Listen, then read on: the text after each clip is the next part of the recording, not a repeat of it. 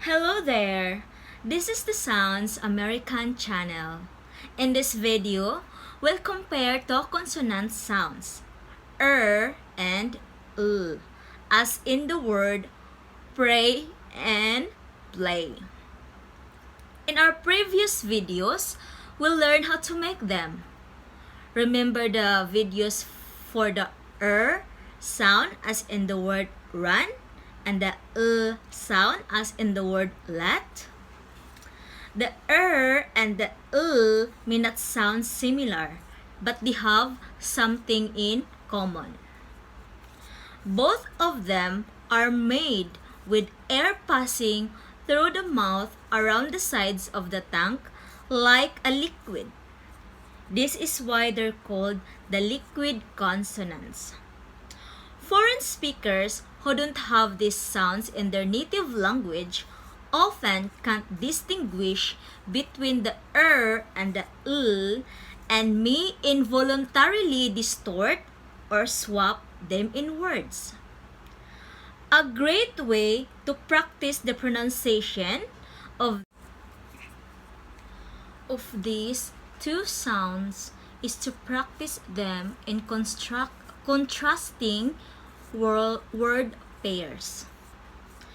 Before we begin, let's check how well you can differentiate between the and the sounds.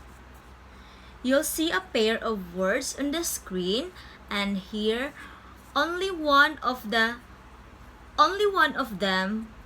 pronounced. For example, pay. Can you guess that word you heard? Let's try a few more pairs. How did you do? Don't get discouraged if you didn't get all the words right. You'll improve after doing some pronunciation exercise in just a minute. Here are two key distinctions between the and the First, look at the position of the tip of your tongue. For the sound, the tip of the tongue is raised towards the alveolar ridge, but it doesn't touch it. For the sound, the tip of the tongue touches the alveolar ridge behind your upper front teeth. Second, look at the blade of the tongue. For the sound, the middle of the tongue is lowered, and the back of the tongue is raised. For the sound, the back of the tongue is lowered. Let's pronounce these sounds one after the other.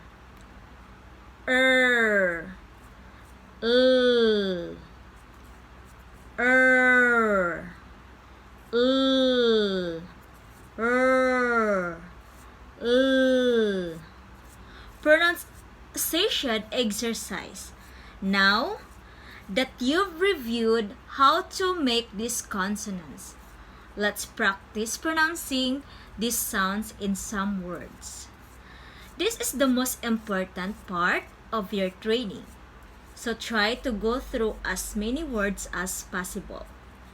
You'll see a word on the screen and hear its pronunciation.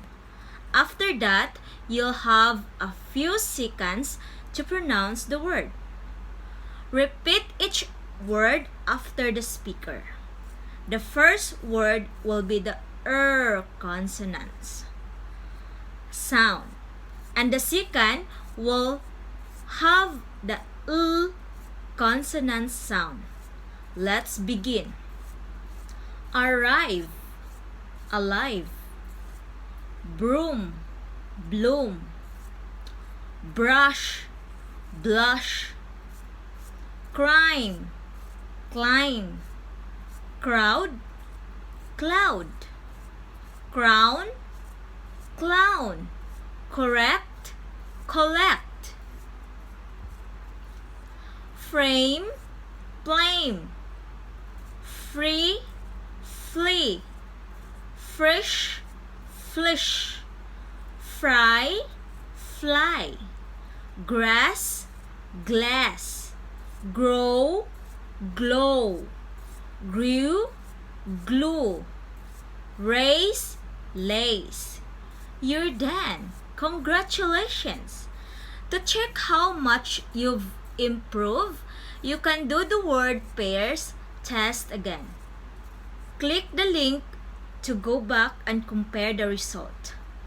You've just practiced 2 essential American sounds. Once you get confident pronouncing them, you'll be able to take the next steps toward improving your American accent. You can start working on the R-colored vowels, which are quite hard to make without first learning to pronounce the American consonant sound. You'll also find it easier to master the dark which is a variation of the consonant sound that you practice in this video. Thanks for watching. Let us know what you think in the comments. Don't forget to subscribe to the Sounds American channel. Thank you.